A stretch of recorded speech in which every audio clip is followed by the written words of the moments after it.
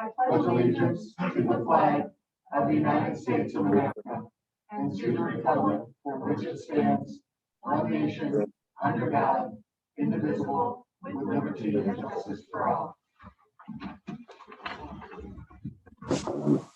May I have a motion to approve the agenda, please? Is I move that we approve the agenda as presented. there support? Support. All in favor of approving the agenda as presented, please say aye. Aye. Did I need to do that as a roll call? Let's do a roll call. Let's do a roll call. All right, Ms. Brissett? Yeah. Mr. Dracos? Yes. Ms. Flaherty? Yes. Ms. McQuiston? Yes, Mr. Singer? Yes. Mr. Taylor? Yes. motion passes. The agenda is approved. We have no one from the high school leadership class tonight. So that moves us right into presentations. Ben or Heidi, I'm turning this over to one of you. Yeah, I asked Julie Gutman to come and speak this evening at a presentation around special education. We're very proud of the work that she and her team have provided for our students during the pandemic. So she is going to go ahead and speak to it. She could speak for hours about the great work that they're doing. And so I'm going to turn it over to Julie. Thank you. Good evening, everyone. Good evening. The biggest thing I'm just wanting to share with you is a lot of great things we are doing, but really to highlight the special education staff in Lake Orion. I can't tell you enough how amazing they have been throughout this whole thing. There have been times where I've, gave them an example of something we could do, and they right away would jump in, and there were so many things that we did throughout this whole thing, and I just want to share a little bit about that. So, make sure this works. Right over here. There you go.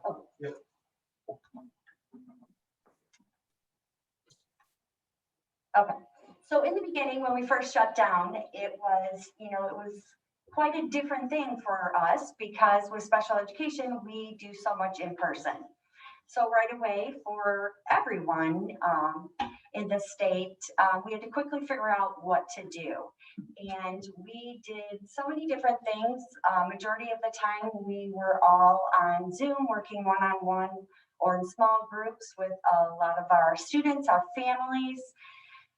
The paras jumped in and started creating many videos of just even what was happening in their home, because it really was providing a really nice thing for the students at home because so many of the paras are a part of their lives. So it was nice for them to interact that way.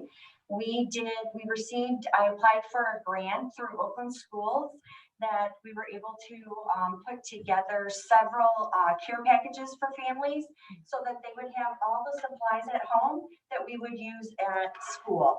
For example, we provided over 40 kids with individual whiteboards because for them to be able to respond to us on Zoom, we needed them to show us something. So those are some of the things we did. We had several parents start writing letters to students. We purchased a lot of different programs, because it was just all about how can we suddenly do our services remotely. Some of our paras actually went into the homes and dropped off individual schedules and things like that, because our goal was really all about how can we help parents become the teachers. So that's what we did in the beginning from March until June. And then what we did is, just look at some of the pictures. Those were our care packages. We did a lot of birthday parades. That was the big thing too. And we did a lot of virtual IEPs. And actually 91% of our parents attended our virtual IEPs, which was very good because we felt like we had a bigger attendance because now suddenly we're able to do virtual. And so we are going to continue to do a lot of our virtual meetings because it really worked out for a lot of parents because they could at work take a break, go into another room. So that's one of the great things that came about. So this summer, and this is just an example of how amazing they are. This summer, I invited anyone that wanted to come and talk about maybe alternative ways of doing things, because remote was a lot. It was a lot for everyone, but it really was a lot for staff because of the students that they service and the one-on-one that they had to do, especially the speech therapist. It was a lot of hours on Zoom. So I invited whoever wanted to come. I did not tell Mr. Kirby this because I had quite a few show up, but I did have several people. It was amazing. In the summer, I had so many people that ended up showing up. And I just wanted to talk about what could we do differently. We know so many of our students cannot do the Zoom. So we jumped into action, and right from the beginning, the second week of school, we started putting together different programs. So from September 14th till October 23rd, all of our categoricals came to school every day in person. And those are the programs like my ASD programs, early childhood, cognitively impaired programs. We also looked at our elementaries, and we targeted our students that were several years behind, and we created a clinic, an LRC clinic at Orient Oaks with Tammy Oberly, Lisa Jones, and Pam Lucky. And they provided in-person services to students that were several years behind, because we knew that they're not going to get what they need to get to make progress through the Zoom. So what they did at the clinic is these students attended half-day sessions, 3 to 4 half-days a week, and they pre-taught all their gen ed topics, but they also provided them their individualized services. Then at the middle level, we weren't sure if the middle school kids would do this or not, but we ended up providing the same type of clinic at the middle level.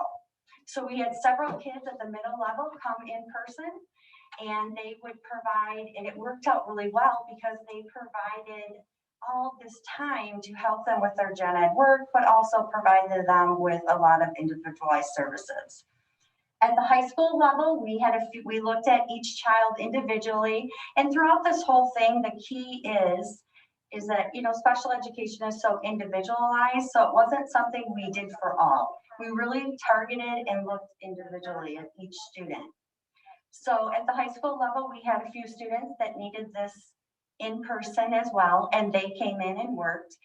One in particular, we set up a little learning center where we had a couple students that they just did their work through online, but they needed a more structured setting to do the work.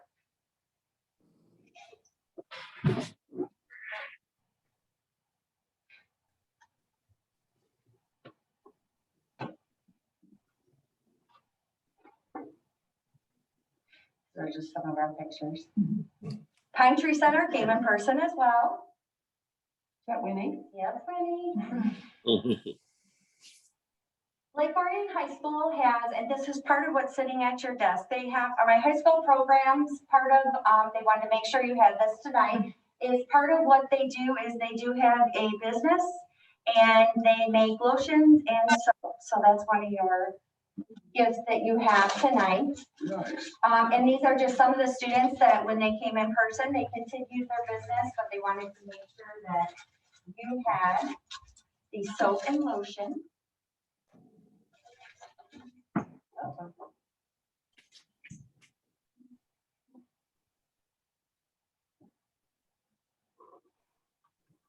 Once we got through that part, then we jumped into the next phase where we even increased our in-person time. We started having students come when the middle schools would go hybrid. We had students come 5 days a week. And one of the biggest benefits that we saw with that was, especially at the middle school level, the teachers were able to gain such a great relationship with the students, because we may have had the day they were supposed to be there, they would do their schoolwork and things like that. And then the second day when they were supposed to be at home, they would work on their individual skills, they would work on their gen ed work, but they would also work on team building, on those other critical skills with working with other students. And almost every middle school LRC student came every day. And it was not uncommon for my middle school staff to call me and say, now I'd like this one to come every day. Now I'd like this one to come every day. So it was pretty amazing. Right from the beginning, we were able to service so many in person. Then starting in January, we picked up right up again. We started having our categoricals coming every day again. We actually, rather than doing the clinic at Orient Oaks, we started with everybody doing in their home building. If you remember, elementaries would end at like 12 something. So what we did is we kept students after school. We kept them for the full day. So at the elementary level, we had over 50 kids that stayed all day. And the kids would do their typical elementary day, and then they would stay for extra support. We had paraeducators working with a variety of kids throughout the district. Some paraeducators actually partnered with some of our Dragon virtual students just for extra reading, extra, basic skill practice. But at the elementary level, we even had, a family move in, and we kept all of the students. So we really looked at, it was individualized. If you needed that extra support, we kept you. And so it was over 50 at the elementary level. At the middle school level, they were in hybrid at that point, and we kept over 65 kids every day. And it ended up to be a really cool thing for the middle school students because they just really enjoyed being there and they really got that individualized attention. Our Pine Tree and our catechol programs came every day, and then our early childhood resumed the schedule.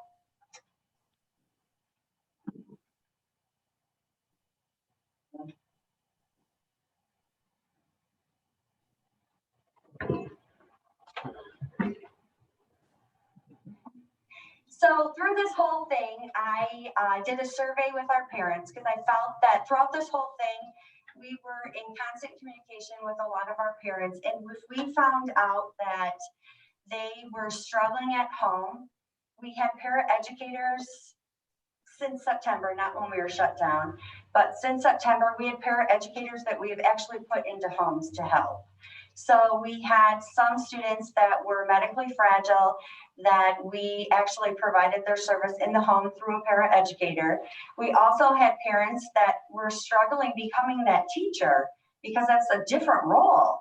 So we would send paraeducators into the home. It might be a short time, but just to help them set up that schooling at home if need be. So that was one of the ways that we were in communication. We would also communicate with them, how is it going? We would try different programs. We would try different things. It really was a partnership with the staff and the parents to make sure we're hitting what we need to do. And that's part of the reason why in September we did a lot of in-person. So then we surveyed our parents, and 86% of our parents were satisfied with our collaboration. We had over 80% felt that they made progress. 70% want us to continue with the virtual meetings, so we're going to do that. And then 87% of the parents felt that the special education staff communicated well and responded to all questions and concerns. And 86% of our parents felt that special education staff were creative and knowledgeable about addressing the needs of their child. So it really was a true partnership, and I'm really proud of the Lakeland special education staff because I feel that we really individualized, we thought out of the box, and we addressed the needs at a time where there was no manual, there was nothing that we could look through. We really just got together in the summer and started planning, looking at each student, what could we do?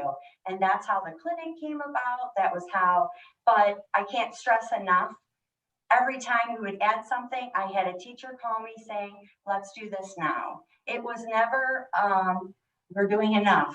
Let's just do what everybody else is doing. It was always about, okay, let's do this now. Let's add it onto this. And I just ended the presentation is, so we really had some nice comments from parents. Just, you know, we listened and we tried to work with them. Of course, we could not see everyone because special education is individualized, and I wish we could have brought everyone in person, but we really had to look. We had so many students that did fine through Zoom. They made progress and they were achieving. So we really were looking at the students that it's just that isn't the way they need to learn. Your other special treat that you have is from Pine Tree Center. Our ASD program is also doing a little micro business. They are making dog bones. So they wanted to make sure that you have a sample of their dog bones, and there's a little order form. If your dog's like that, you can order more. There's also an order form with the soap. If you runs out and you'd like some more, they're happy to help you. Any questions? Any questions for Julie? Hope I didn't go too fast. Julie, thank you for being here tonight and sharing this presentation with us. I appreciate all the work that went into not only preparing this for us, but all the work that your staff has done in this unique situation. Like you said, there's no handbook for this. Everyone's figuring it out as we go. And I feel and it sounds like those students have been a priority, and we've met the needs of students who would regress very easily. And so thank you, a huge thank you to your staff for all they do. Can you tell me just a little bit more? This says high school. So is this, were they able to do this in the PAYS lab? It's part of it, but they also, you know, it's a part of the whole program. Okay. Yeah, they make soap. It's part of one of the vocational classes. They make soap and lotion. And then the dog treats are part of the vocational training at Pine Tree Center. Well, thank you very much for this. I just love that it's called Paradise Soap. I'm looking forward to using that and imagining paradise. So thank you very much. No, thank you for letting me share.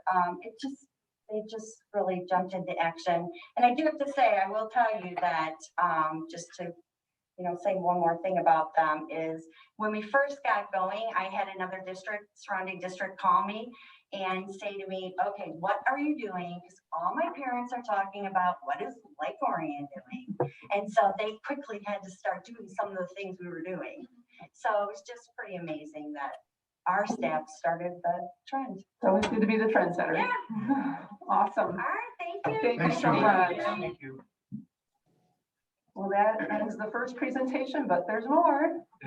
All right, I think we got, Elementary furniture is Heidi. There's more. take the platform, Heidi. All right, well, this isn't quite what I envisioned for our elementary furniture presentation. I had something much bigger in my mind. However, Mark has saved the day and has made a video to present to you this evening regarding our elementary furniture pilot. You heard a lot about this. This has been a 2-year process. This process has included touring other districts to see furniture, professional development, to learn about furniture and to learn about children's development, why they wiggle all the time, and why we even wiggle all the time. Selecting and piloting the furniture. There were 4 teachers that were involved, 2 at the upper level and 2 at the lower level. However, we had other teachers that toured and used the pilot rooms so that we could get more input into the teacher piloted 2 sets of furniture for their particular area. We took feedback from our kids on what they liked, what they didn't like regarding the furniture. And then we narrowed it down and made selections of what we would actually like to purchase. We went out to bid. As you know, the bids have come back. I have reviewed those with the designer, and now we are at the point where we are testing a couple more pieces and comparing them to some of the pieces that we've already piloted. For one reason or another, could be the cost, could be we didn't get a bid on that particular item. So we are another week of just piloting a couple more pieces, and then we will make the final selection, which will be coming to you on April 14th. But in the meantime, like I said, Mark put together a video that shares information from our pilot teachers and from our students. So thank you, Mark.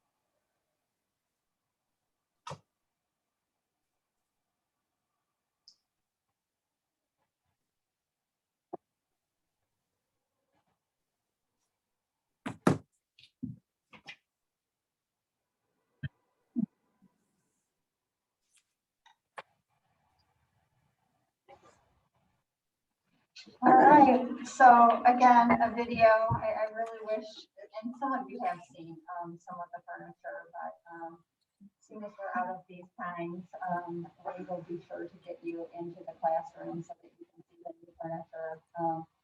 The kids are really loving it, obviously, for the flexibility purposes. They're a lot more comfortable, and there's a lot of choice in the seating.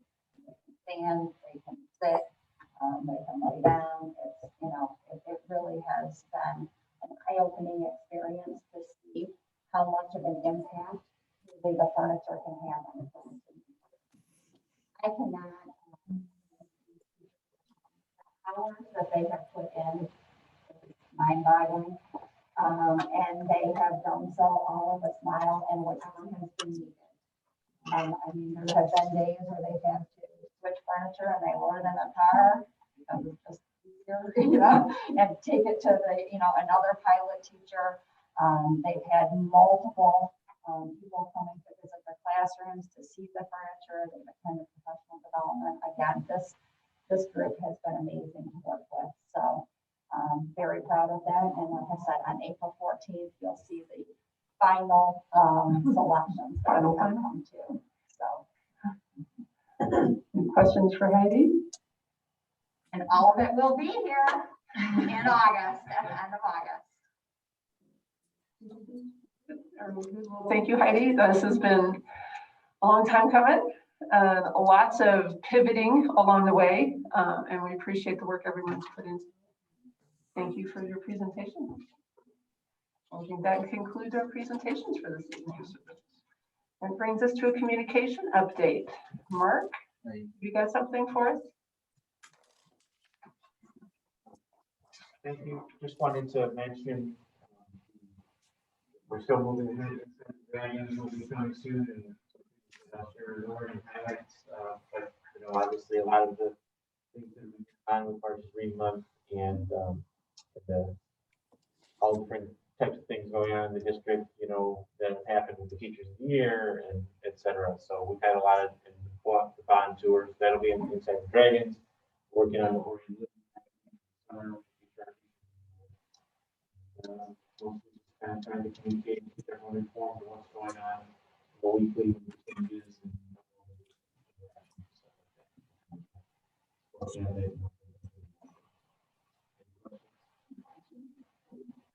I just want to thank Mark for making the video. I know that was, you know, little kids don't talk loud even when you tell them to talk loud. And then when you tell them to be quiet. Be quiet when they talk about it. Also wanted to note about the video that some of that footage obviously was unmasked because it was pre-COVID. So this has all been going on for a long time. I saw your masters on your producer credits. Thank you, Mark. That moves us to public participation. We don't have anyone with us in person who is interested in public participation, but if there's anyone who has joined us via Zoom, if you would raise your hand if you are interested in participating in public participation. So Julie could see you and acknowledge you. Any takers? It's a pass. Okay. All right, then that moves us on into strategic areas of discussion and right into governance. All right, thank you. Wanted to follow up with our discussion from our last meeting where we talked about May 26th having a workshop. And you know, we did put out that date to the board as a potential. You probably noticed on your calendars we had 4 meetings scheduled in 6 weeks. So that May 26th date was a logical date to look at a workshop instead of a full board meeting. So we were looking at that date starting at 3 o'clock. We did put 3 to 6 just as a, you know, a visual for your calendars. May go beyond that depending on our discussion, but we wouldn't have a hard stop time if we didn't have a full meeting to have after that. A few of the items that we recognized that we put on the agenda and wanted to make sure everybody was on the same page was, and I've talked with Jim about this, but the strategic plan, not to do the strategic plan during that meeting, but to talk about what next steps are, what it would look like, what kind of process we want to go through, and really taking a lot of input about how we want to move forward. And so please be thinking about that. But looking forward to doing that in May. Also looking at the board governance and operating norms, as we did with Mr. Silveri. I believe it was in September. I have talked with him, and he is not available that particular evening.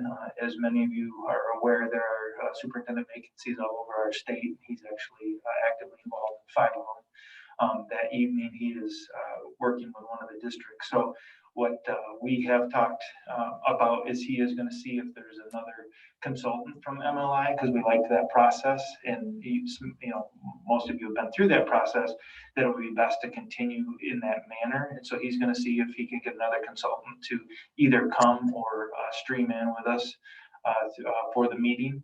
So we'll keep you up to date on progress with that, but that's what the thinking is around the operating norms board governance. We also had committee structures and purposes.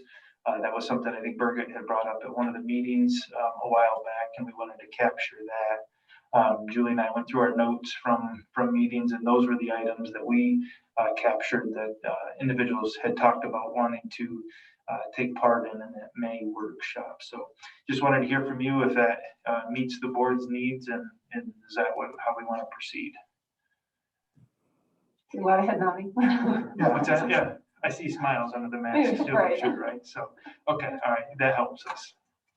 All right, very good. So we will proceed in that manner then and get that taken care of officially. As far as the legislative update, awful lot going on. Like it seems like there always is every week. But there was a new health order. The health order is March 22nd through April 19th. What you'll recognize in the health order is there was a relaxation of the gathering limits and some expansion on what people can do in society. The non-residential gatherings changed to 25 and 300. One of the things that's real notable is that our spring athletes, and well, of course, depending on how our sport teams do in the winter, would be affected by the weekly rapid antigen testing that will be required by MDHHS. MHSA came up with their guidance today. But just so you understand what that means to us is that our athletic department and the army of volunteers that it's going to take to pull this off will have to test 900 student athletes every week. And so with the test, it's then data entry that goes into the systems.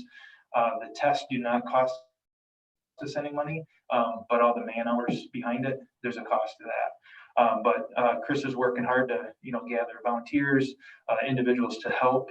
There's training that's involved with it for people that have to, do the testing, do the data entry and all of that. So that'll be a big undertaking, but we are, full gear and ready to do it to keep our kids in the competition spirit. They also are going to have to do contactless ticketing. If you've been to an athletic event this week, everything is on your phone now. So emails are sent, you have to get a code, but there's no longer the exchange of tickets. Went to the game last night, and you're either on a pass list or you're on, you get your code and your phone, and then they let you in. So that's how sports will be moving forward into the spring as well. The stadiums and arena capacities also changed, so that's a good sign for the future for larger events like a graduation, for example, which I know our high school administration has been communicating out to families to get things on their calendars and whatnot. So we're happy about that and looking forward to what that will end up being. Any questions about that health order and how it's affected us before I move on to next pieces? I just have a quick question. Yes. What happens if a student athlete does test positive? Well, they are unable to participate, and then we would undergo all of our normal processes and procedures as far as the contact tracing and quarantining and all of those things. So obviously that individual is going to be part of a team. There's a very good chance that could impact a large number of individuals on that team. Mm-hmm. Would the parent have the possibility of getting like a PCR test at that point? Because there's obviously some talk of the rapid tests not being as reliable. Yeah, as the so PCR test. yeah, just to be clear, the rapid antigen testing, if a student has symptoms as well, it's pretty much a it's positive.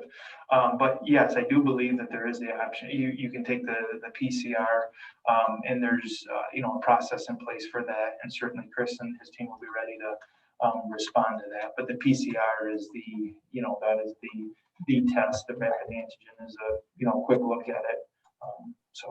Right, and just so people understand, it's not the touch your brain test that, It is many of not. us have been through Yeah. when, for Yeah. COVID testing, it's a different type of test. It is not, correct. It is a swab, a nose swab, but it's not the deep nose swab. It's much more, I don't want to say on the exterior, but it's just, more, I don't even want to say comfortable, but it's not as deep. Let's just say that.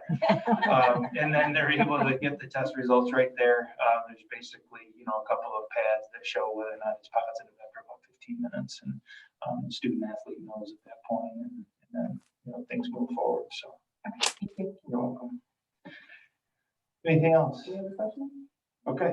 I did want to remind the board, the Open Meeting Act flexibility expires at the end of this month. If you recall, it was extended past the previous December deadline. And what that means to us is that individuals of the board are only able to attend remotely for health reasons and military and a state of emergency.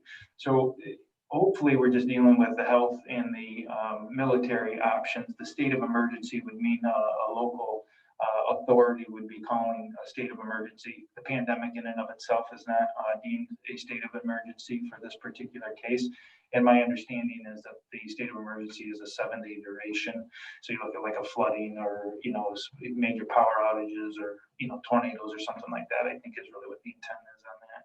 So the short of it is anticipate continuing with the in-person meetings with only the options of military or health reasons remotely. So without any kind of legislative action, that's where it will be. So, okay. Do the health reasons extend to, let's say, the new desired norms of you're simply not feeling well that day? Because we've learned in the last year that if you wake up and you've got a cough and a runny nose, you shouldn't be around other people infecting them, even if you don't exhibit other COVID symptoms. But so will that allow us to use that good judgment, the things we're asking our staff and students to do? Sure. Of stay home? Will we be able to execute board meetings remotely for those purposes? And so the one thing that we know is that the MIOSHA guidance is still in place, and I did hear, and I haven't heard it officially, but I did hear it's probably going to extend into October even of the year. But with that, the reason I say that is that we will still have the health screenings, and that would be the way for you to evaluate whether or not you were in a healthy situation. So that is my understanding on that. And frankly, we still are, according to the health divisions, we are still in the pandemic, and we still are required to do this. That would be how I would ask us to make those determinations. So the Clear to Go app is legit on that. So if you fail that in any way, you can that's a health reason. In fact, you can have a family member awaiting a COVID test, right? That's part of it.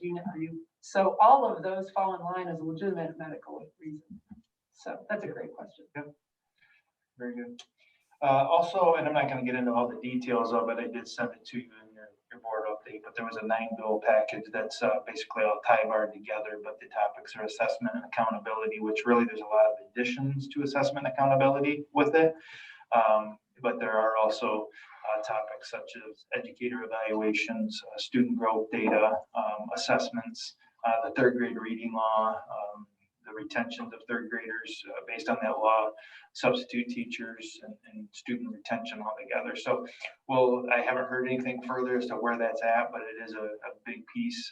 And it sounds like there was some support. We never really have heard where the governor would be if it did continue on, but that's something that we'll continue to watch. It was temporary, considering all that's going on right now with students and testing and right? Did I understand all those when I read through? Some of it is, some of it isn't. So there are some pieces like the 3rd grade reading law, for example, might be something that we waived this year. But I can tell you the teacher evaluation data piece was a long term. And it was going from 40% to 25%. Right. And it wouldn't be just this year, but it would be continuation moving forward. And then some of the accountability pieces would be moving forward as well, and there would be some short term in there too. So it's kind of a give and take, you know, when you look at it from a school standpoint. There are some things that are logical reforms, but there also, again, there are some accountabilities that would come with it that maybe we wouldn't ask for. So I guess that's why it's all time barred.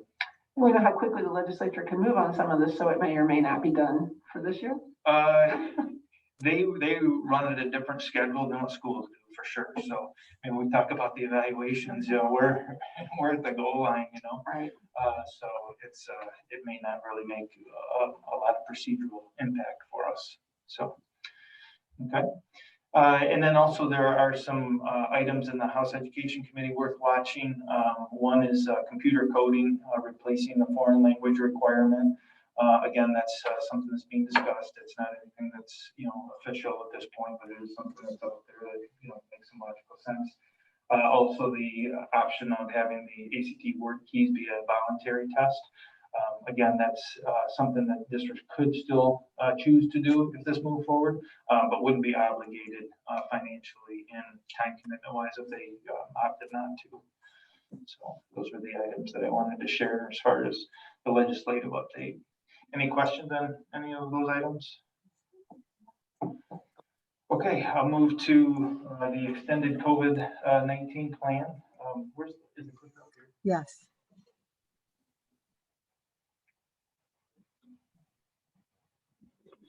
This is not the approval for the month moving forward. We did that just recently. So what I'm going to share today is just an update as to, you know, kind of where things are at, and just wanted to remind everybody. As far as our scheduling, Monday is when we did go full capacity with our high school, which would mean now K-12 we had full capacity in our buildings in the schedules that we, you know, described at the last meeting. Overall, things have been going pretty well. You know, the busing capacities have been, we've had less ridership, certainly dependent upon the number of days students have been in school in full capacity, equates to the comfort level of students riding the bus. So we see more elementary kids riding the bus than what we see high school kids riding the bus. And so that will, you know, continue to fluctuate. But we are, you know, doing the strategies that have been recommended as far as seating charts and doing the best we can as far as, you know, keeping kids separated. And John shared they're doing the ridership data again after spring break. They've done it a couple times just to make sure that they, you know, are in a safe situation. So. But overall, you know, there have been some very good positives. You know, Julie talked about a lot of the things that are going on in the special ed department. We have to continue to remember all of the great things that are happening, you know, in the district. As far as the guiding data, just a couple of pieces I did want to point to on this. The operating school safely document, as I talked about in the past, did have a 3 feet minimum in your classrooms.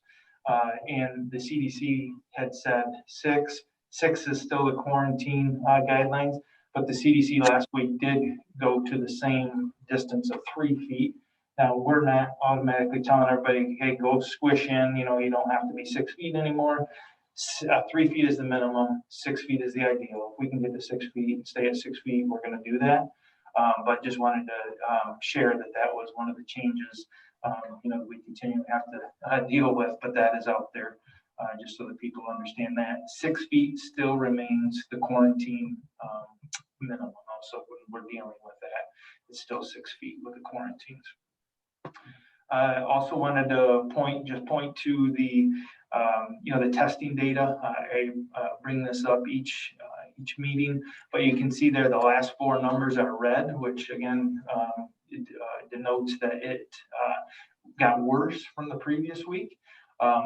I wanted to share, and I did in the community update as well, that 50.6 and 32.7, those are numbers that are getting, you know, higher than what we you know, would expect when you look back at our history of the numbers.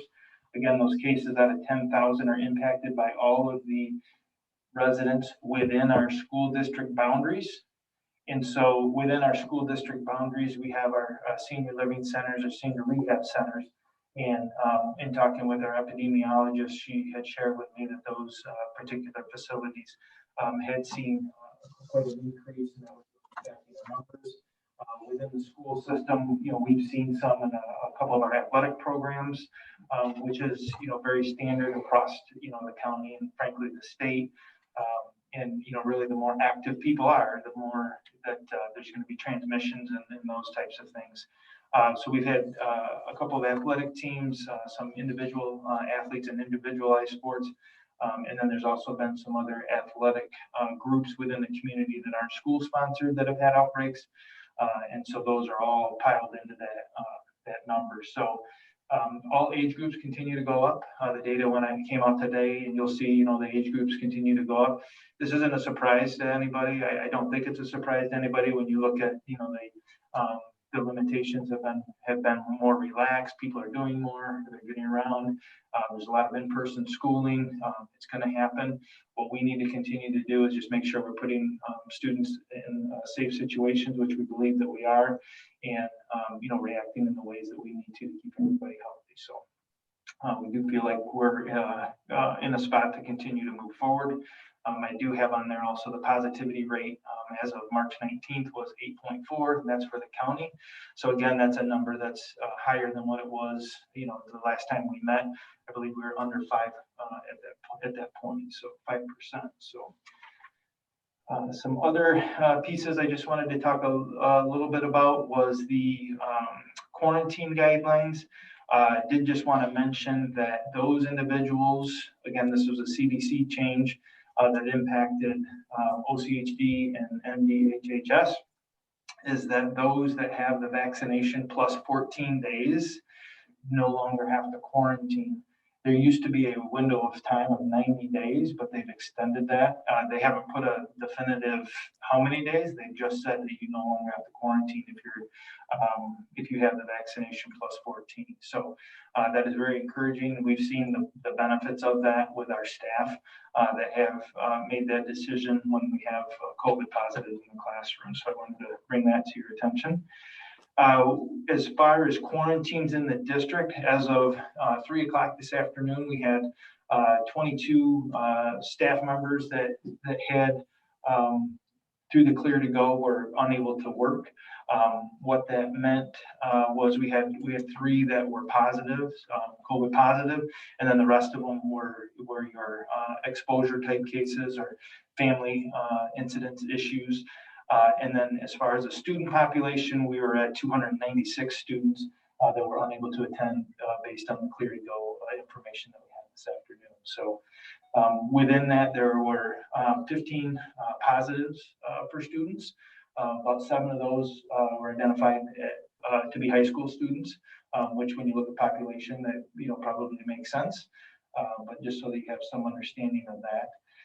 The elementary classrooms, as you know, if we get COVID positive within the classrooms, we end up flipping instruction, which basically everybody then is working remotely during that period of time. We currently have 6 of our elementary classrooms in that situation, and that has gone fluidly. We've done it before. People have a level of comfort with that. It certainly is an inconvenience, but we currently are at 6 classrooms in that situation. As far as other information on this slide, there's really nothing more to reiterate. And I just wanted to just mention a couple things as far as we move forward. I've mentioned this before. I'll probably say it 100 times before the school year is out. But the district is a microcosm of our community. What's happening in the community is going to happen in the schools. So, if we continue to, be vigilant, that will show up in schools. If we have situations where we have, parties, we've seen that in neighboring districts, even our own students were part of that. That's going to make, an impact. Our choices do, come into the school. It will continue to support students, but that does impact our programming. Again, if our students are sick, if our staff are sick, please, please, please keep our students home. If you have any thoughts about they might be sick, keep them home, and we'll figure it out. The international travel, we've been communicating with families. We will again on Friday, just remind families what the obligation is if you're in an international travel situation. Obviously, the masks continue to be essential. We have heard I don't want to get my hopes up, but the fact that everybody's wearing a mask, hopefully down the road, that's going to make a difference with quarantine guidelines as well. But we'll have to wait and see on that. But just continue doing the things that we need to do, and we'll continue to progress. We feel like we're, in a good situation. We certainly have, had our challenges. We knew that we were going to, as everybody is when we're in person. But staff has been pulling together, families are working hard together, and we'll continue to make progress. So, what questions do you have about where we're at today? Questions for Ben? So I guess to me, that quarantine number seems high. I guess on a percentage of 8,000 kids, it's not high. Is there a drop dead number that we have to come up with a different plan, or? Yeah, good question. So you're looking at it just shy of 5% of our kids that are in quarantine. So it isn't something where we would impact 95%. But so we do have on our website, we have the different criteria in which we would take a look at flipping classrooms. Basically, we work with the health department on all of these situations, and we know that if we have a COVID positive in the cohort situations, we're going to flip. We've been looking at our attendance rates. That's what we do at the secondary level. High school on Tuesday was at about 79%. Today they were a little over 80%. I think it was 84% actually. So that tells us that we're able to educate a lot of our kids in the manner that we are. So we'll continue to look at the attendance. Frankly, if we're growing below servicing 80% of our kids consistently in our program, in our secondary levels, we probably have to look at whether or not we're serving our kids in the best capacity possible. But we also have to know why it is the kids are missing. We know right now, just like many across the county, that there's some families that are self-selecting and not sending their kids to school because they maybe have a vacation, they have some other compelling reasons that they're not going to have their student in school. So we recognize that it might not be because of COVID illness and whatnot, but it's precautions. Families can make those choices, and we'll continue to support in the manner that we would typically educate a student in that situation. So I think that's kind of what you're getting at. That's a great answer. It's more, I just want people to hear that. Okay. I mean, it's not there's not a definitive number that we say if 30% of the kids are out, we're shutting it down. I mean, it's a constant moving target. That you guys are looking at on a daily basis. And I do want to just remind, it's not just the four of us, but we have all kinds of input that we're getting. So really important health input. I have my local health group that I talk with, and then the epidemiologist on Tuesdays. Frankly, yesterday just asked her, hey, this is where we're at. She tells us, hey, we're going to continue to see some upticks. That's what we're seeing across the county and the state. Do we need to change our programming? Do we need to change our density? Continue where you're at right now. And also ask the question about spring break. There are some that are, making changes after spring break. The guidance is simply maintain where you're at with your current programming, going into spring break, coming out of spring break. So that's kind of where we're at. When you look at our state compared to maybe where some of the people are going, I'm not sure how notable the differences are as far as the COVID rates. So, but international is an issue. So. Just a quick question on, like you said, the 5%-ish of kids in quarantine. Does that kind of vary by building? Yeah, right. Is that more or less, I mean? Yes, that varies by building. When I say it's actually closer to 4%. 4%. I was estimating at 5%, trying to make it simple, but at any rate, we're paying attention to the different buildings, and it is impacting. There is a possibility that a middle school, for example, might have to go to a different model, but we wouldn't necessarily move the whole district. So if there's something specific in a respective building, we would react to that building.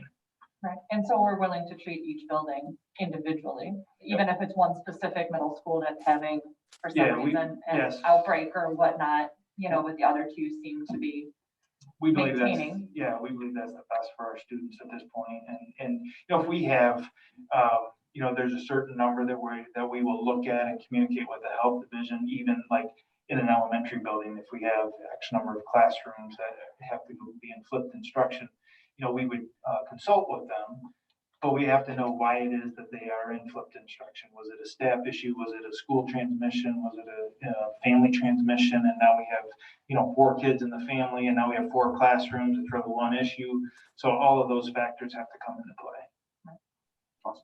Really great question. I believe that's the best practice that has been going on in the region as well. A lot of schools have been in person longer than we have. That's the practice that they utilize. Any other A questions? question about the numbers. You said there were 6 elementary classrooms.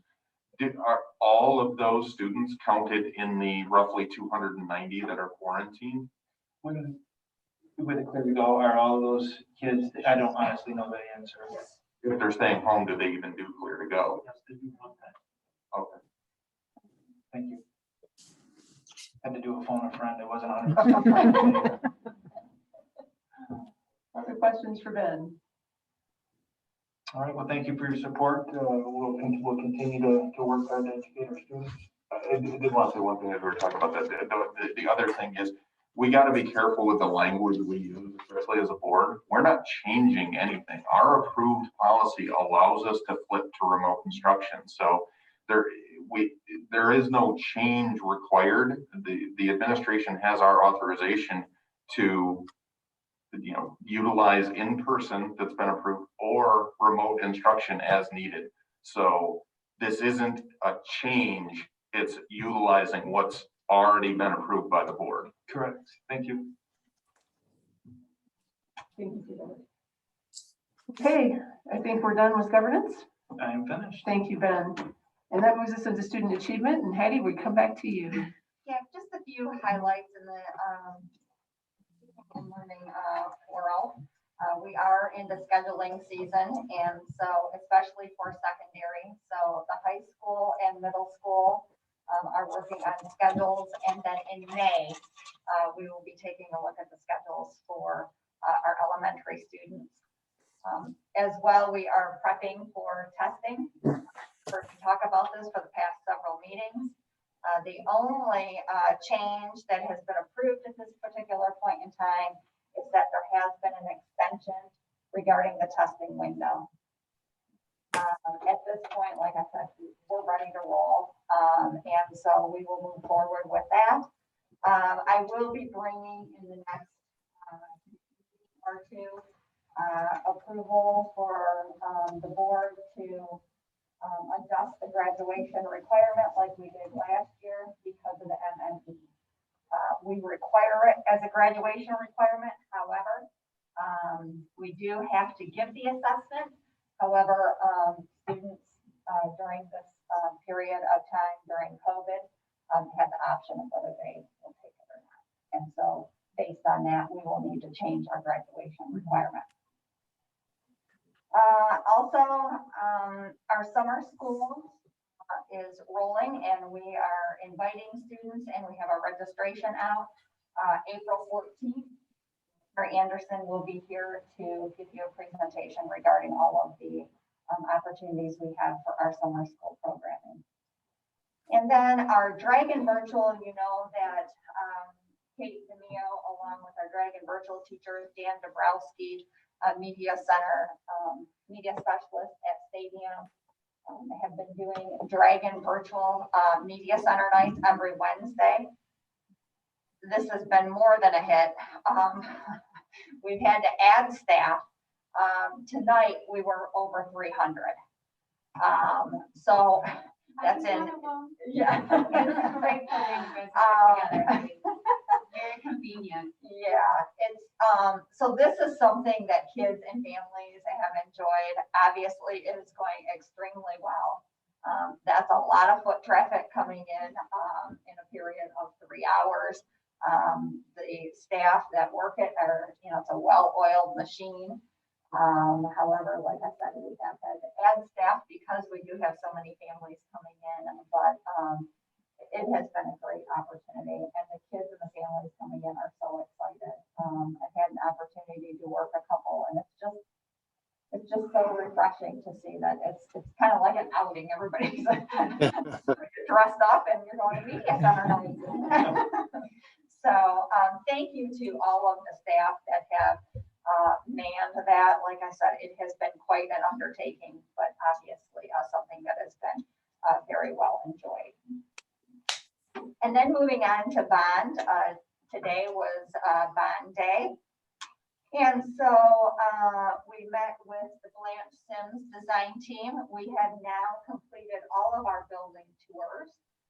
And so today in our design team meeting, we reviewed all of those tours, discussing what we liked and what we saw, and what are the things that we really did not care for. And so we are almost through that phase, but we're continuing to move along there. Scripps also met, and that design team saw a draft of the new edition of the office. And so we're making a few tweaks there, but that is coming along as well.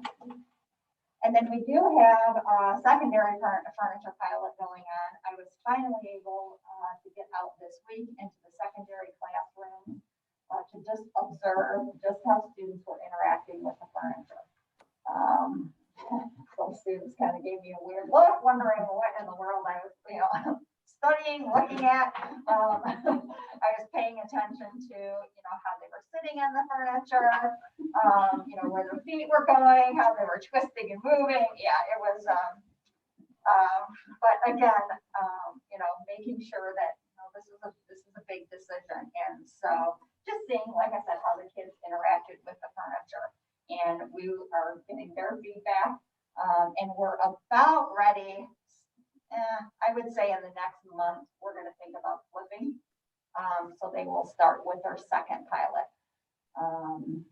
We have an option of whether we want to try to do that this spring or in the fall. And I just want to play it safe. And so we're going to end up switching before the end of the school year, just so that I'm.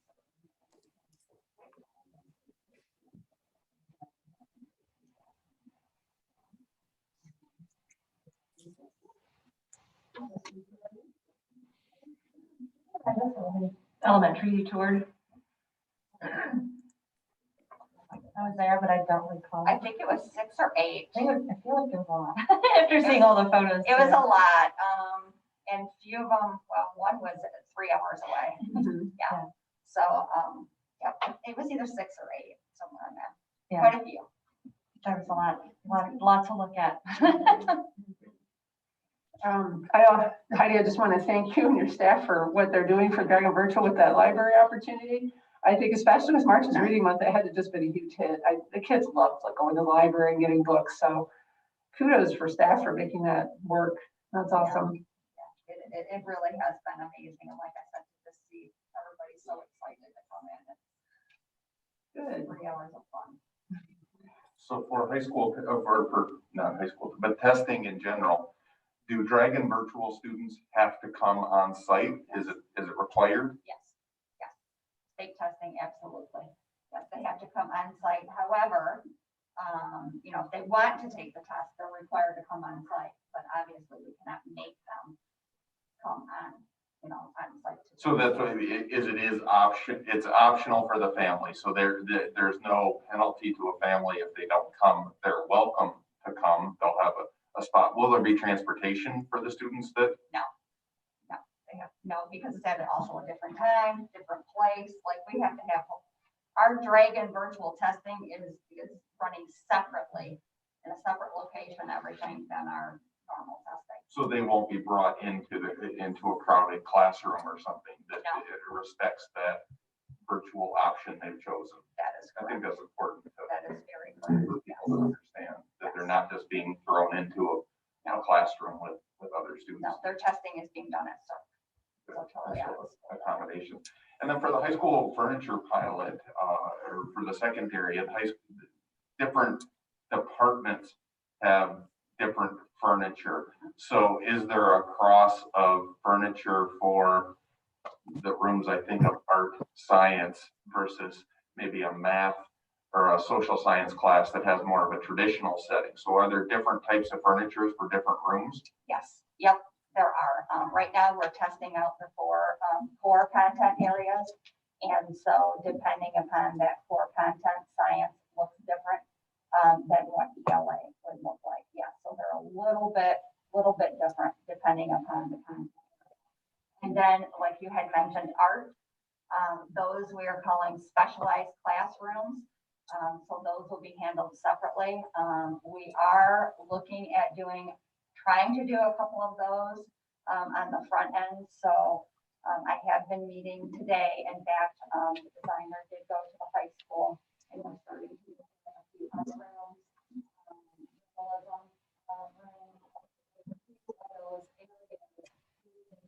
Another one that are more specialized, that need special attention, that really can't go into the pilot.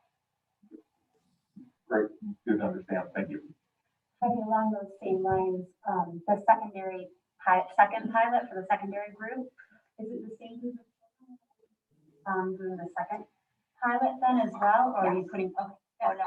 It's very important that it's the same teacher and the same students because they are comparing. Yep, they are comparing. So even though we do have teachers like on the conference hour of the pilot room, other teachers can go in there and bring their students in and use that class for that hour to get more feedback. So we have done a lot of that as well. But no, it's the teachers knew that once they signed up for this one, it was a long haul, and two, that you would have to stay in it to do both pilots. That's critical. Perfect.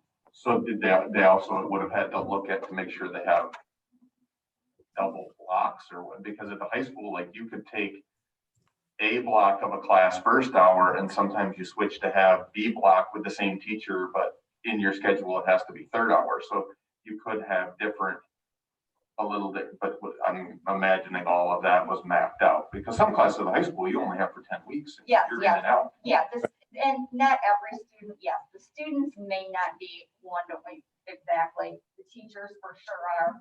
And then it's like I said, making sure that you get the information back from the students, what they like, what they don't like. And they've been excellent at sharing that information. And like I said, you can just see a lot by just observing, like what's going on. How many different styles are there? Is it like the elementary where there were 2 different styles, or are there multiple? No, they're the same. So they each have 2 different sets that they are piloting. Good. Awesome. Awesome. Thank you, Heidi. Appreciate it. We're on to human resources. Rick, what have you got for us? Well, good evening. Yes, for your consideration later on the agenda is the approval of the Lake Orion Secretary Association contract. We had a chance to discuss that in a closed session previously, but just a few highlights that I think are important. It's a 3-year deal, with year 1 being actually this year because we had to do a contract extension with that group.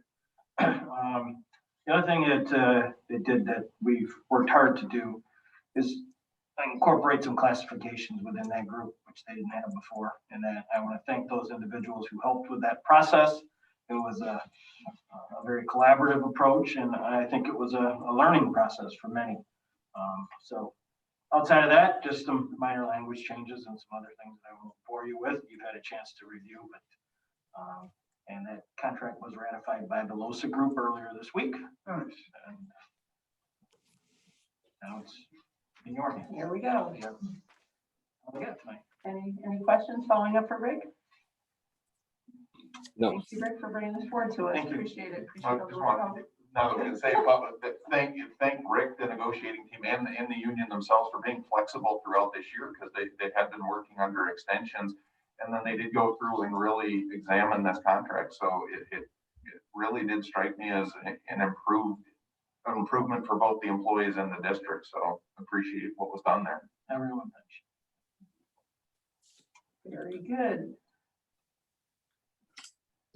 So next, finance and operations. Good John, evening. you've been quiet. Now we get Here to we go. you. Good evening. I'm since my mic working.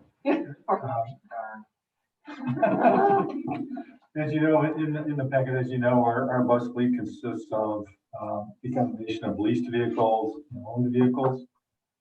And in terms of the leasing schedule, this past year, we normally would have went up for replacing at least 26 vehicles. With COVID year, the actual mileage put on the buses are way below an expected amount. So we negotiated an extension of those particular 21 vehicles, and that's what's in the packet tonight. And from the perspective of getting a reduced fee and moving forward this year with that. That's the vehicles. We are recommending that we go ahead and extend those. And again, that'll be coming up on the agenda for approval later. So what we do, let's see if I missed any highlight points. The pricing of the buses themselves total $208,035. It's a reduction in terms of the lease side of the budget, about 20-some thousand. It should be on the back page in the board packet. I probably should double check that before pointing that out. So it's recommended the Board of Education authorizes the administration to execute the lease addendums as presented. Any questions on the bus extension? John, I have one question. You did mention that we were below mileage because of COVID. Correct. But I know there is a penalty for going above the mileage of 65,000. Is the estimate that we won't do that with this extension? Yes. Okay. Yes, we anticipate an average about 15,000 miles per year per vehicle. It's probably on average 20,000 for the vehicles that are being extended relative to that 65. Right, thanks. Other questions? John, there's two different kinds of buses here, right? There's special ed, Yep. and then there's 1584s, which are referred to as our flat front regular pusher general ed buses, and then they're smaller, more specialized. correct. And we had the same kind of savings. Yes, With that both as well? sets, they're reduced probably 5 to 7% relative to the original scheduled pricing. John, I did notice that the mileage was higher with the special ed buses, but Yep. based on our presentation earlier tonight, it seems like special ed has been running. So are we still safe on those buses with the mileage? Yeah, the special ed buses themselves do tend to put on more miles than the average for the bigger general ed buses. But yeah, it still falls in the same measurement gap. Oh, great, thanks. I have one other question for you on this, and it's, I remember the days when we didn't lease buses and we had the 3 mechanics on staff and we routinely took apart the buses every summer. They did, and put them back together, and it was a stellar operation. We got awards from the state. How does that work and with the lease now? We don't have as much responsibility with that. Well, the leased buses themselves, we have just normal maintenance efforts that go along with them. We're responsible for tires, oil changes, regular typical car maintenance, if you will, in terms of keeping those vehicles in good shape. Any exterior damage that occurs, we'll deal with them. The owned vehicles are typical year, we do all that, and if there's heavy, what would fall under warranty work when the leases, we do the work in-house on the rest of it. And it's funny you mentioned the former lease structure was all owned. So at that time, probably 50% of our mechanics' time was spent on doing a lot of metal work on those buses. So that's kind of what led to moving to a mixed model, so we can keep a lesser number of total years tied to the buses we own, and then still manage the fleet via either increase or decrease in the amount we lease and or buy. We'll probably be looking at actually some of these buses we might be looking at buying next year when they come off lease for a negotiated, much reduced price relative to them. Okay. Because their mileage, their mileage to year ratio is much better than normal. Right, if they stay, even in terms of going through this coming year, if we just have a normal 15,000 mile year on a couple of those buses, they'll still be probably 10,000 miles behind a normal. So it becomes a question of, do we buy out a couple of those, put them in the own fleet, run those for 2 or 3 years, and then typically on the own fleets, as they reach a certain level, we sell them on the aftermarkets or put them out on, there's an eBay platform out there, an eBay equivalent platform out there for buses that will sell them. It's a auction online kind of thing. So it's kind of a balance as to picking and choosing. And our mechanics know which bus, just like in the old days when you had a car, you know which one had a real good engine and which one didn't, that kind of stuff. Still applies to buses. So if you've got a really good bus and the miles are good, you're going to want to own that one. Very good. Thank you for that. Next item up is the scope change on the Weber bond project. We had previously established rules at the front end of the whole bond project world, where we identified situations where we'll be coming back to the board for communication and approval of anything that reaches $100,000 level when it comes to scope for the project. In Weber's case, it's a little bit of a gray area in particular, but we decided to, go through the board communication piece, better safe than sorry approach. While we're in there doing the work at Weber, it became pretty apparent that on the existing side of the building that's not being replaced, in terms of while we're in there doing some replacement to carpet work and some floor work and some ceiling work, while we're there, we decided to do a bunch of wiring and interior enclosed space work. And actually the specific stuff would be ceilings, electrical and wiring, some masonry work, some painting, some demo in existing 8 classrooms. So since we were there, we decided to go with this decision to do that. So in effect, these existing 8 classrooms won't be brand new classrooms, but they will have the feel and operational capacity of a brand new classroom. And when I say this little gray area here, the funding for this, the pricing breakdown, it's $305,748 as presented in terms of the contract changes. And it's really scope changes, which we appreciate change. For specific contingency to this change, that total $35,000 is actually funded out of previously approved when we brought the board major Weber project to the board. That contingency money there, a big chunk of that is now rolling from that contingency to being specifically assigned to these changes. So from a net project cost increase, including the previously approved contingency dollars, there's really no change there. It's just being reassigned with specific work changes on it. And from a perspective of the total outcome of the building, we think it's well worth it doing that now. Since the crews are there, everything's there. So, any questions on that one? My only question would be, I mean, I understand using the existing suppliers for this since they're there, Yep. but, and I'm sure your team checked this, I just wanted to say it out loud. Those prices that they've offered are consistent with the prices they offered in their other work, correct? They're either consistent or better, because we literally go and do a survey / little RFP process with existing suppliers. So it's kind of like a closed loop RFP to get existing improvement in pricings. If there, it's either as good or better. Thank you. I agree. Like you say, when you're there to do this type of work. Now, how does that fit in with what was talked about when the bonds were approved in terms of scope and scope changes that you have to limit to what was included in the original bond? So can you address how does that relate here, that this can fall to be bond money and doesn't have to flip to being sinking fund money? Yeah, from an authorized scope point of view, because there's major work authorized through the bond treasury application process, that gives us the open door to do that kind of work at that building as long as it's in the same nature and same scope, which it is. It's we're adding a couple of classrooms in terms of specifics being touched. So that gives us the legal authority to do this, so to speak, with the bond money. That's a good question too, because at some point, probably near the ending of this whole project, and we got 6 years left. Any residual funding that is not spent in the bond, whatever's been previously authorized within that treasury application scope, we can use that funding to do similar work at any of the existing approved sites. Either the treasury, as long as the site has been approved to be worked on. So that's why when we did our application, we had something tagged to every one of our facilities. Even if it was just a small one, I think we had $10,000 taken to this facility for general electrical changeover, upgrade, that kind of thing, just to meet that purpose. So if there is an issue or if there's an opportunity to do something more and there's funds because of cost savings or whatever, we have the legal authority to do it.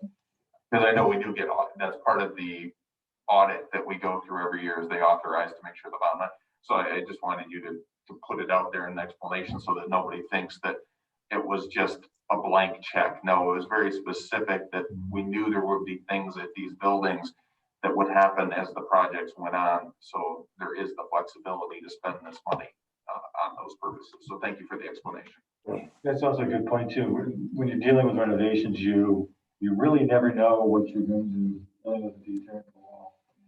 When you're building a new building, your only real exposure is pressures. So that's a good point.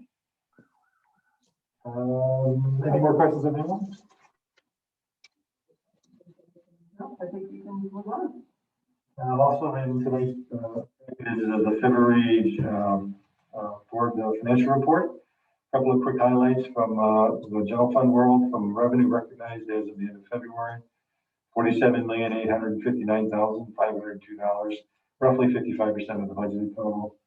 On the expenditure side, $47,047,753, 55%, roughly expended.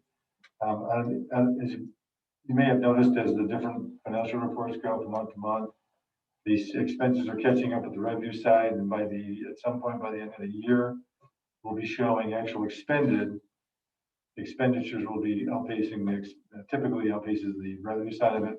So just wanted to point that out. And then on the cash position side, as of end of February, but we had about 11.3 million in cash. Any questions on the February report? Doesn't look like it. Thank you. Thanks, John. Thank you very much, John. So do we have a facilities liaison report this evening? We do not. We do not. All right, I'm gonna try to get through my documents here, and we're moving on to action items at this point. May I have a motion to approve the consent agenda? I move to approve the following consent agenda items. Approve minutes from the March 10th, 2021 regular meeting in closed session and March 5th, 2021 Lamp of Learning Committee meeting. Is there support? Support. Thank you, Danielle. Is there any discussion? Julie, may we have roll call? Ms. Brissette? Yes. Mr. Dracos? Yes. Ms. Flaherty? Yes. Ms. McQuiston? Yes. Mr. Singer? Yes. Mr. Taylor? Yes. Motion passes. On to the next item. May I have a motion to approve the LOSA contract? I move to approve the Lake Orion Secretaries Association contract agreement effective July 1, 2020 through June 30, 2023, as recommended. Is there support? I support that. Thank you, Scott. Is there any discussion? Julie, roll call, please. Ms. Brissette? Yes. Mr. Dracos? Yes. Ms. Flaherty? Yes. Ms. McQuiston? Yes. Mr. Singer? Yes. Mr. Taylor? Yes. Motion passes. Congratulations to the secretaries. We have a new contract. May I have a motion to authorize a bus lease extension?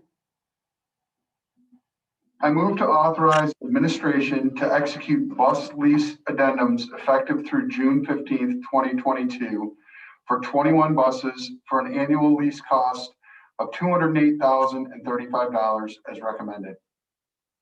Is there support? Support. Thank you, Danielle. Is there any discussion? May we have roll call, Julie? Ms. Brissette? Yes. Mr. Dracos? Yes. Ms. Flaherty? Yes. Ms. McQuiston? Yes. Mr. Singer? Yes. Mr. Taylor? Yes. Now to our final action item. May I have a motion to authorize the Weber Bond Project scope change order? I move to authorize administration to execute contracts related to the Weber Elementary change order totaling $305,748 with a $30,000 contingency for a total allocation of $335,748 as recommended. Thank you, Jake. Is there support? Aye. Thank you, Susan. Any discussion? May we have roll call, Julie? Ms. Brissette? Yes. Mr. Dracos? Yes. Ms. Flaherty? Yes. Ms. McQuiston? Yes. Mr. Singer? Yes. Mr. Taylor? Yes. The motion passes. Thank you for the action items, and we are on to next steps. Ben, have you got anything on your list? One item I noted was just to get our May 26th workshop plans finalized and get that posted. But other than that, I did not pick up on. Very good. Well, we'll just stay right there and ask you if you have any closing comments. Sure. I would just, again, like to thank the staff. Julie talked about the special education staff and that there's no handbook, and you picked up on that, and that is certainly the case. We are working every single day, every single week, every single month to do what's best for our students, and our staff has been doing a great job. Just wanted to also say a thank you to the high school students for this open motion. That was very thoughtful. And thanks to the community for the passage of the bond. We've seen a lot of the work. We talked extensively about furniture and the impact that's going to have on students.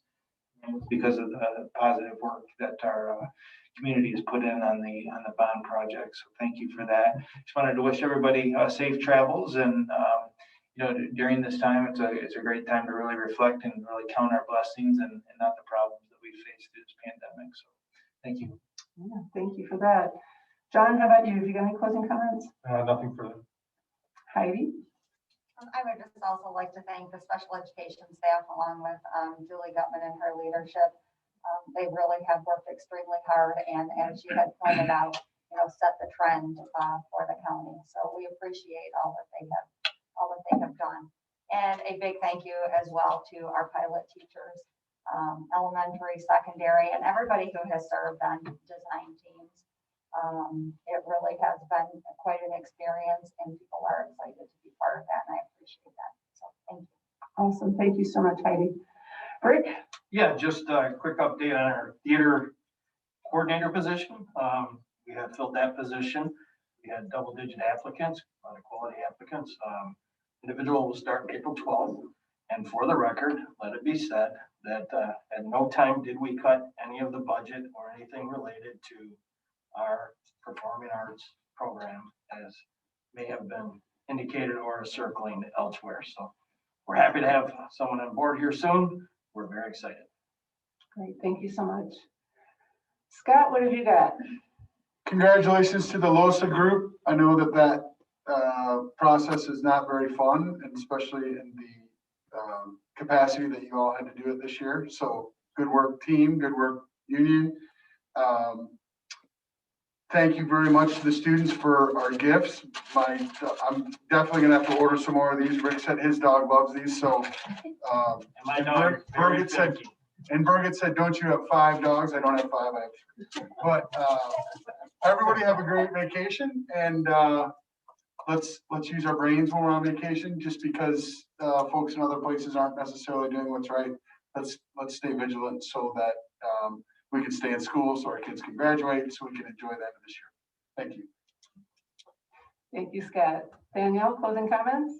Yes, thank you for all the presentations this evening. It's always great to see what's out there. We can't always be in the buildings quite yet, so it's amazing that you guys can bring everything to us. And yes, thank you. I'm very excited about all the goodies, and I have 3 dogs as well. So I'm very excited. I can't wait to order more. And just like Scott said, have a great vacation, but stay safe so we can keep on plugging to the end of the year. So thank you. Thank you, Danielle. Susan, how about you? Gosh, I don't want to reiterate what everybody else has already said, so I just want to say thank you to all the volunteers and the staff for March of Reading Month. It's been a huge success. March has been filled with lots of kids reading great books, and so I know there's been a lot of work from the teachers and parent volunteers to make that a huge success. So thanks for everybody's efforts there, and have a great spring break, and we'll see you guys in a few weeks. That was great. Thank you, Susan. Jake, what have you got? Yeah, thank you for the gifts that we got and the great presentation. It's so wonderful to see, what we're doing for the special ed students and how much effort. And it always strikes me as it's several hundred students, but the individualized nature is just incredible. The efforts that we go to, so to make sure that all learners are getting the supports that they need. So, good to have everybody back, and it was good to get the update that, things are going well. And like I say, let's have a safe spring break so we can come back and things can continue to go well. Thank you, Jake. And I too want to thank our secretaries. I want to thank them for all the work they do in our district, how important they are, and congratulate them on their new contract. We appreciate you. March is reading month. Oh my goodness, what fun this has been.